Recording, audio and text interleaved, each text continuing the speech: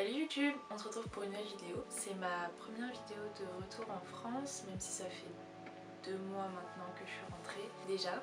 Cette fois je voulais faire une vidéo sur l'évolution 1 an après mon départ en SVE. Donc j'étais partie le 14 septembre 2018 et là on est le 11.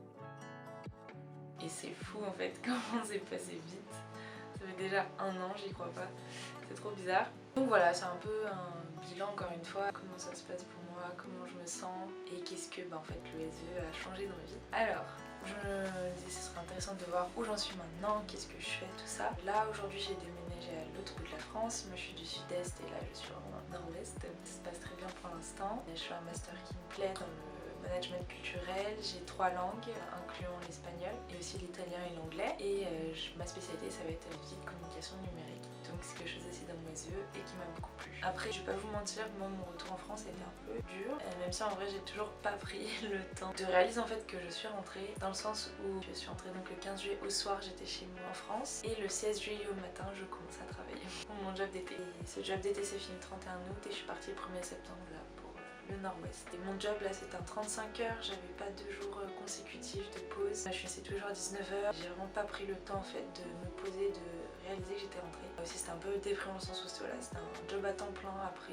1 an où tu travailles 25 heures, tu travailles que le matin, tu profites de tes après-midi, tu vois du monde et là je me sentais piégée là-dedans. Il y a aussi le retour en fait dans ma vie natale qui a été dur. Ça a été comme en décembre en fait pendant mes yeux, dans le sens où voilà, c'est toujours ma vie, elle avait pas beaucoup changé. En fait j'avais envie de repartir clairement, donc tout l'été j'ai fait que ça, j'ai attendu septembre pour partir et voilà, ça a été un peu compliqué à ce niveau là. Je vais pas dire que je suis contente d'être rentrée en France parce que honnêtement je serais restée encore 6 mois là-bas si j'avais pu, mais c'est comme ça. J'ai eu la chance aussi moi d'avoir quelque chose qui m'attendait, un master, j'ai pu partir etc, alors qu'il y a beaucoup de monde en fait qui rentrent chez leurs parents, donc là où ils habitent et qui d'ailleurs n'ont pas en fait de plan B, pas de travail qui les attend, pas d'études, donc pour eux c'est encore plus compliqué. Donc moi à ce niveau là j'ai quand même eu de la chance. Là, dans l'ensemble là maintenant tout de suite je suis contente de là où je suis. Je rencontre beaucoup de monde à la différence du SVE au début où c'était très dur. Et là j'ai vraiment la grande différence en fait d'être dans le cadre des études, à ce moment-là tout se passe bien. Donc ensuite fin août j'avais fait mon bilan en quelque sorte de fin de projet avec mon association d'envoi. Donc c'était quand même 1 mois et demi après mon retour, on n'avait pas vraiment pu le faire avant. Et du coup c'était assez... Je sais pas, en fait elle m'a redonné la feuille des objectifs que je m'étais fixée avant de partir. Et ça m'a émue parce que j'ai réalisé que je les avais presque tous accomplis en quelque sorte. Donc parmi ces 2 objectifs il y avait vivre à moyen terme à l'étranger. Ça c'est vraiment si je réalisais ma mission, enfin si je restais jusqu'au bout. Effectivement je suis restée jusqu'au bout et j'ai vraiment aimé l'expérience au point que si je peux repartir à l'étranger je le fais direct. Mes stages là par exemple c'est optionnel qu'ils se passent à l'étranger, mais moi la question se pose pas. Il va aussi être moins timide et m'ouvrir davantage aux autres. Alors ça c'est celui je pense que j'ai le moins réussi, mais que j'ai quand même réussi au final parce que c'est un travail quand même qui est très long à faire sur soi-même. Et en vrai je trouve que je suis plutôt bonne pour sortir de ma zone de confort. C'est dur de se pousser à le faire mais j'arrive quand même bien. Même là dans ma nouvelle ville tout le monde me dit mais ouais enfin tu viens de super loin, tu connaissais personne, mais ça va, enfin j'aime bien. En fait ça fait un peu des défis je trouve. Et oui du coup dans le cadre de mon projet j'ai dû me forcer à être moins timide, par exemple pendant les événements où je devais prendre les photos etc. Au début pour moi c'était très intimidant et après ça allait mieux. Et même en fait dans ma situation c'était pas un contexte où il était facile de rencontrer des gens, donc j'ai vraiment moi dû faire cette démarche d'aller vers les autres, parler, et c'est vrai que ça m'a beaucoup aidé aussi. Et là je le ressens clairement en ce début d'année. J'ai vraiment plus d'aisance pour parler aux gens et c'est vraiment cool. Après j'avais apprendre le catalan et l'espagnol. Donc le catalan, non, clairement. Même si mon travail de tous les jours il était en catalan et en fait en le lisant je comprends vraiment les 3 quarts. Par contre à parler je ne parle pas un mot et à comprendre à l'oral en fait il y a une prononciation très spéciale. Donc pareil c'est pas évident en fait. Si je me concentre oui, mais sinon je comprends pas. Et j'avoue que des fois c'est un avantage parce que j'avais vraiment la flemme de faire l'effort dessus là quand ça. Concernant l'espagnol, bueno creo que ahora lo hablo. Oui maintenant en fait je suis complètement en capacité d'avoir une conversation basique avec n'importe qui, que ce soit avec un jeune, avec quelqu'un un peu plus formel, par exemple pour des questions administratives, des choses comme ça. Je peux complètement parler espagnol. Après voilà, je pense vraiment avoir un bon niveau intermédiaire, je pense un B2. Donc c'est encore plus que ce que je voulais parce que je voulais un B1. Donc voilà, je suis vraiment ravie à ce niveau là. Et du coup c'est un autre objectif accompli. Après je voulais aussi me faire des amis d'autres pays. Donc ça c'est pareil, forcément entre mes colocs et d'autres jeunes que j'ai pu rencontrer là-bas. Voilà mes colocs, donc Géorgie, Autriche, Ukraine. J'ai rencontré une SVE italienne. Et puis je me suis fait des amis locaux aussi, donc sur mon asso, puis des gens que j'ai rencontrés à droite à gauche. Donc pour ça je suis super contente, c'est vraiment un enrichissement de fou en vrai. Et après du coup un autre c'était découvrir de nouvelles cultures. Donc pareil avec mes colocs, avec la culture catalane en soi.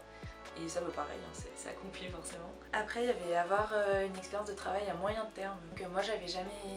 Enfin j'ai juste fait un petit stage entre guillemets de 1 mois. Et après le plus long que j'avais travaillé en fait c'était 2 mois en librairie. Donc j'avais jamais eu cette... voilà, de stage de 4-5 mois dans une entreprise. Vraiment, tu dois te familiariser avec l'équipe, avec les codes, etc.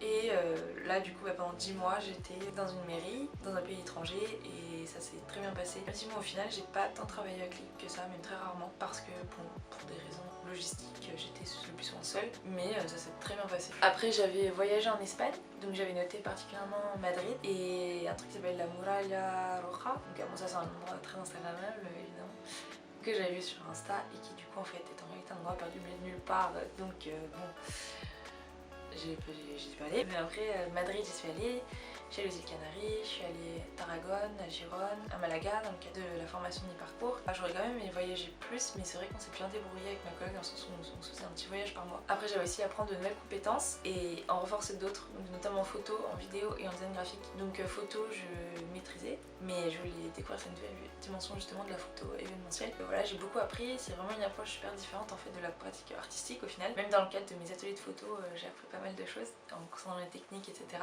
Après au niveau de la vidéo, pareil, j'ai fait de la vidéo événementielle et j'ai vachement appris aussi au niveau du montage vidéo. Donc pareil, c'était une approche très différente de cette chaîne YouTube et j'ai découvert que au final ça j'aimais pas tant. Autant ma chaîne YouTube j'aime bien la faire, autant la vidéo événementielle j'ai du mal, car il faut vraiment réussir à rendre ça dynamique et c'est un truc qui m'a fait vraiment défaut. Enfin j'ai pas vraiment été formée ou quoi, donc j'ai pas su moi non plus le corriger, même si après j'étais au tout début de mon apprentissage. Après un objectif essentiel c'était vraiment de trouver ma voie et avoir un déclic en fait pour cette rentrée 2019, ce qui s'est passé. Donc grâce à ça j'ai pu voir que vraiment j'ai aimé travailler dans la culture, j'ai aimé utiliser tout ce qui est outil de com et je voulais vraiment rester dans ce contexte international comme je disais au début de la vidéo. Là j'ai les 3 langues, l'aspect outil de com et le contexte, le master en général sur la culture. Donc à ce niveau là c'est vraiment parfait et je suis ravie.